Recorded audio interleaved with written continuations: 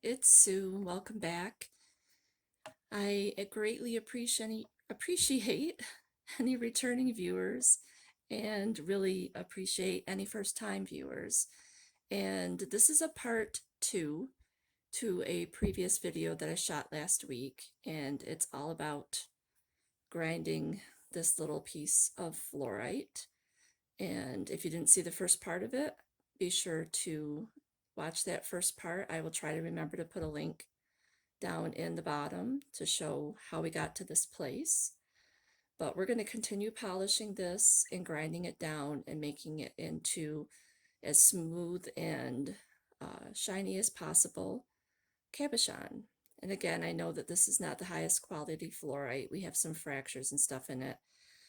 This would end up being something that I would wear myself, but the process is what I'm more focused on. So yeah, let's get into it. So I have my wheel set up. This is my high-tech diamond wheel. It's available on the internet just about, or on the internet under the high-tech site. Boy, I really can't talk tonight. And I will put the link to it in the video or in the description box below the video. So if you go down below the video where the description and the comments are, that's where you'll find links to anything that I use on this channel. And on this wheel, I usually put it up to about a speed of 4. Fluorite is a very soft stone, as I mentioned in my previous video, so we're not going to be grinding it super hard or super high. This is the next pad down, so far we've used a 180 grit. I think the other one was 320, and this one is 2 something, and I know I put all the grits in my previous video. I will do the same in this video so you know what grit of paper this is that we're doing the polishing on. So I have my wheel all set up. My barrier is on. My water bucket is right here. This white bucket that you see on the left is my water container. It's going to drain out into a cup that's down here on the bottom. So I'm going to add my water here into my cup, and I'm going to turn the wheel on and we're going to get started. Forewarning to anybody, this is a loud machine. It is a grinder after all. So if you don't like loud noises, turn your volume down. I will be speaking in certain parts when I'm not grinding. I try not to speak at the time I'm grinding because you won't be able to hear me as well. So if I'm grinding, I will try not to be speaking. If I'm going to speed it up and just let you watch part of the process and then fast forward to the end of that particular paper, I will tell you that also. All right, so if you don't like loud noises, now's the time to turn your volume down. I'll put the water in, I'll turn the wheel on, and we'll get started.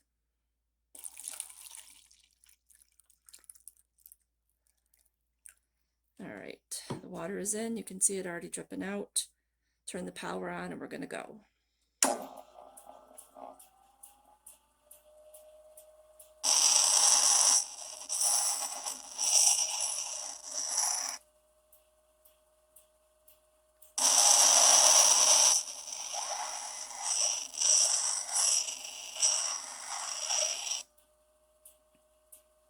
This part of the process now is to refine the shape. And this is really bad lighting. You know what, guys? I'm going to put you on pause for a second. I'm going to see if I can shift my light around to make it a little bit easier for you to see. Hang on, I didn't realize there was going to be such a shadow.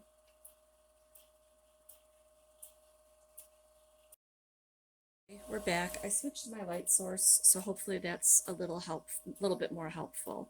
So again, I'm grinding on this paper so we can polish down any evident rough sides on the stone and make it smoother and more streamlined as far as its shape.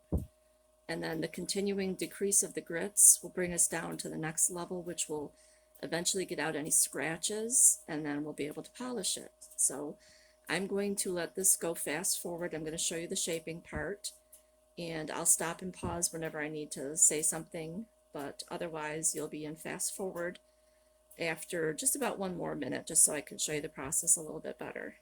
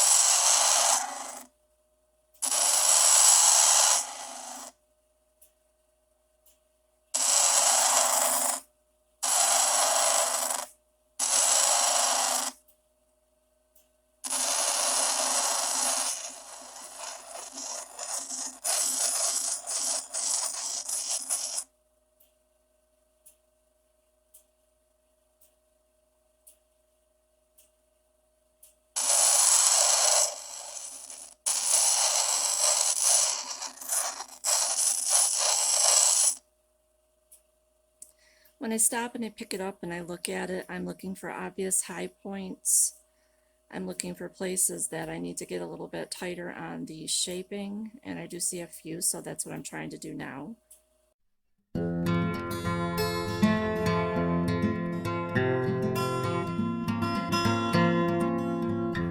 Okay, I'm feeling it with my fingers, and I'm checking how it looks with my eyes to see if I've got like ridges, and I do see one right here that I need to drill down a little bit.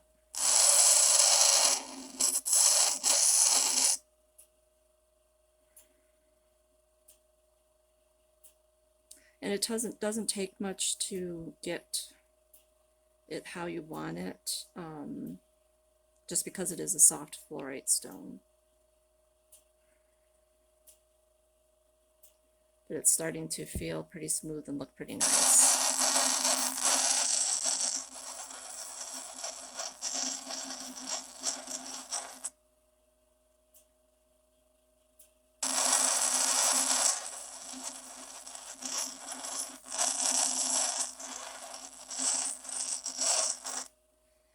You see me rocking the stone while I have it on the plate. That's because I want to keep it as even as possible. If you leave it too long in one spot, you're going to end up with ridges.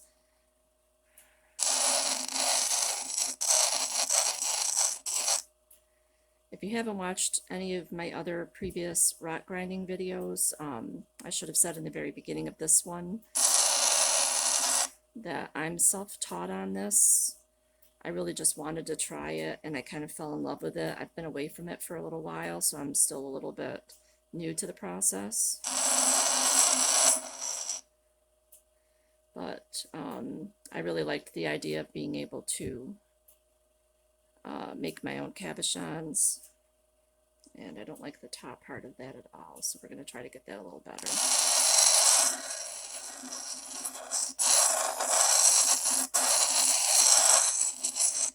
By hand, it's very difficult to try to get everything absolutely symmetrical and perfect. If I had a faceting machine or something with a gauge that I could set it up, it would be easier. So this, you've kind of got to go by eyeball and by feel. This one side down here looks really good. This other side here has got a little bit of a misshape to it that I'm trying to fix.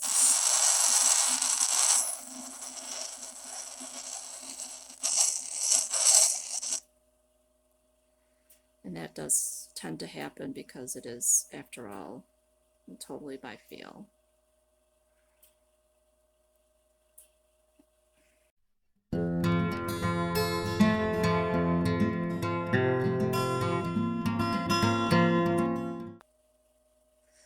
Sorry, I took that off camera because I just wanted to get a better, closer look at it than I can looking through my camera and looking from a distance. Got just a little bit more to go on this wheel, and then I think I'll shift it.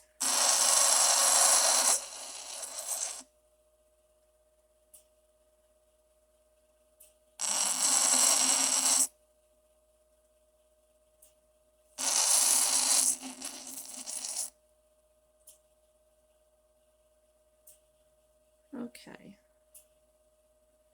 think that's looking pretty good. It's as close as I'm going to get it.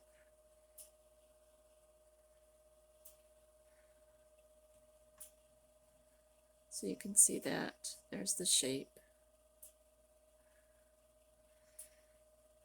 I'm just going to do a little bit on the back and then we'll switch.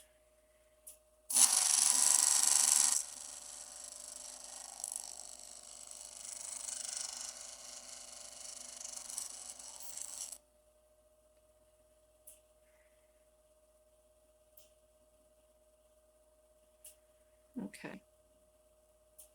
Back looks pretty good. Alrighty. So I may have fast forwarded through some of this, and that's just so you don't have to be watching the tedious process of me grinding this down.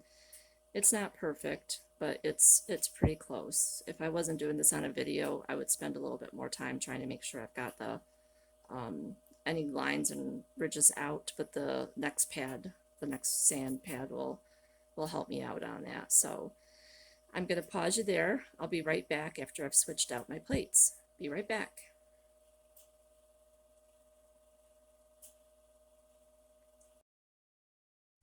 Okay, so we're back. I have my new wheel on. I'm going to add my water back to my cup, turn on my motor, and we'll continue with the process.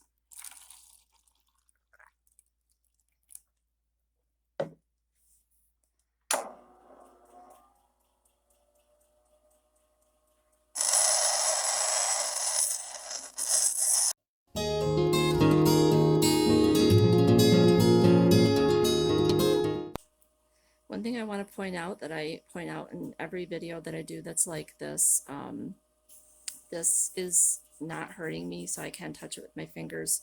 So if you see my fingers landing on the paper, it's not hurting me.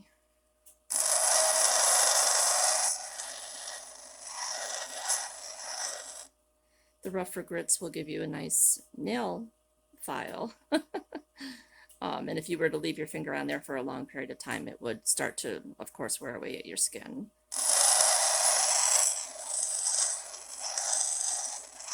Because those rougher grit plates are diamond plates, so they have diamond grit on them, so that will obviously give your skin a little wearing down if you leave your fingers on it for too long. But if you just hit your hand on it, it's not going to hurt you.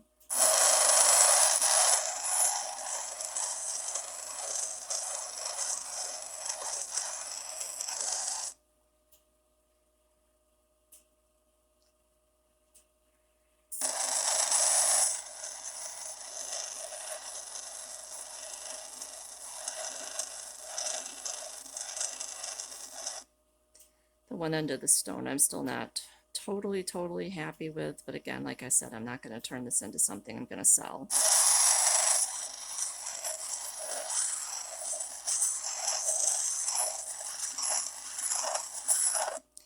Purely for demonstration purposes and purely for my own personal use. But it's getting there.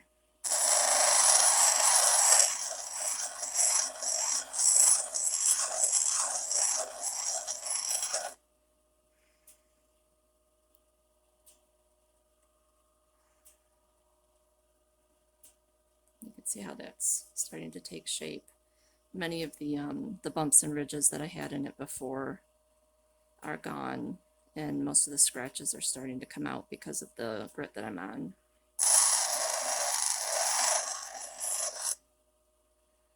This part of it, especially with a softer stone like this, you kind of have to take it a little slow just to be sure that you don't overdo it.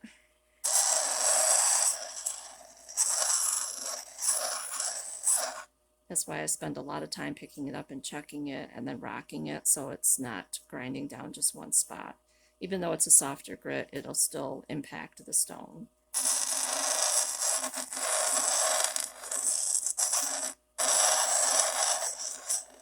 And of course, the smaller the stone gets, the more difficult it is to hold on to, get a good grip on, and get the right kind of leverage to do what you want to do.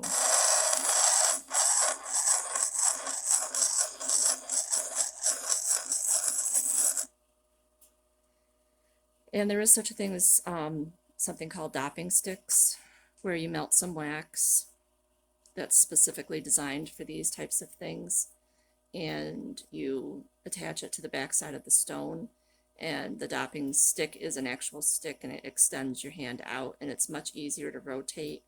I've tried that a couple of times on my much smaller stones. It is definitely a technique that takes the working with the stick is perfectly fine. I love it. It's the technique of getting the wax to adhere to the stone without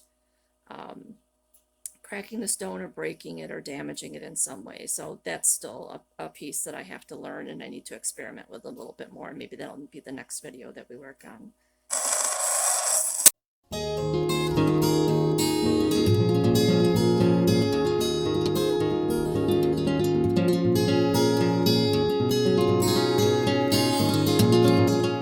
Okay. So I'm pretty pleased with that. It's really getting to be where I want it to be. I still have this one end down here is still not exactly the shape and the way that I want it to be. If you can, I don't know if this camera's picking it up. Maybe with my finger here you can see it a little bit, but there's just a little bit of a pointy ridge on the end of that. And again, if I was making this to put it in a piece of jewelry that I was going to sell to someone, I would have taken a lot more care to get that little ridge down. I did not notice it in the last video, otherwise I would have done it while I was on the lower number grits, but since I did not notice it, I'm not going to worry about it. But yeah, that's pretty much it as far as sanding it down. I've checked for scratches. I don't see any fine, minute scratches that are really going to impede the polishing process. So I'm just going to go around the edge here once on this wheel, and then we'll get to the polishing.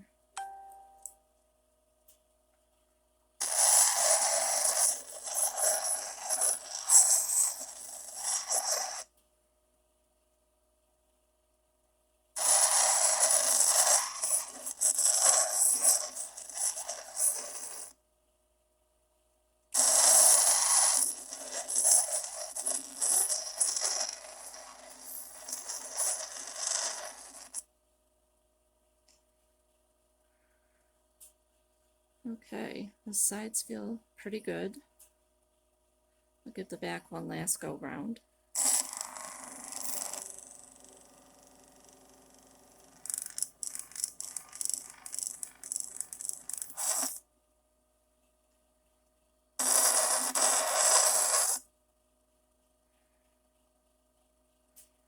Okay, I think we are good.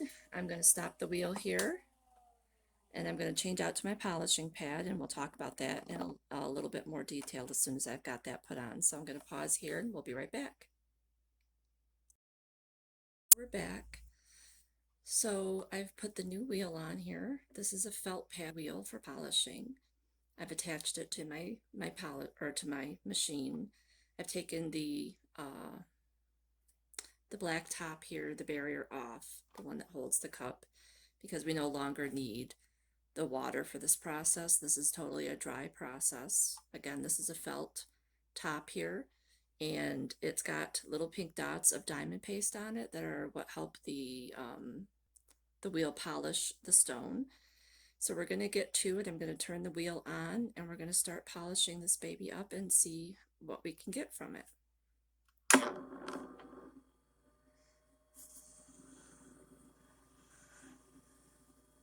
This is a much quieter process, and while I'm doing this polish, I'll probably just be here chatting with you guys. So if there's a different stone that you would like to see me work on besides the ones that I've done so far, I'd be happy to explore that. I know I mentioned that in the last video, but I'm still game for that. So if there's something you'd like to see, that would be great. I would also like to start working on a potential giveaway. So one of these stones, once I've finished polishing it and getting it all pretty, I would love to be able to give away to somebody. So if there is something that somebody would like to watch me polish and then potentially be the owner of, I'd love to do something like that. So like I said, if you have any ideas, any thoughts about what that something could be, please let me know. If I have it in my supply, then I will be happy to give it a whirl and see how it turns out. I also don't mind doing a moonstone again, so if somebody wants to see a rainbow moonstone or something like that getting polished, I'm okay with that as well. So let me know. Give me your thoughts.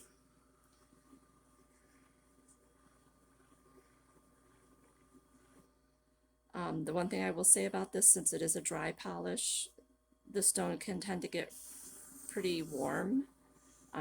So I try not to leave it on the wheel for too terribly long, just so I don't overheat it and potentially break it or make it too hot for me to hold. Because that's always possible too. And you will notice that no matter how good you were with the whole process of grinding your stone and getting the scratches out, you will notice that once you come to the polishing stage, any of those obvious defects that you have will be even more obvious. All right. And I think for this one, that's all there's going to be to it. The polishing phase does not usually take too long as you've done a really good job in the beginning stages of it. So as long as you've done your due diligence, got as many of the finer scratches out as you can, firmed up the shape, then the polishing should go pretty quickly.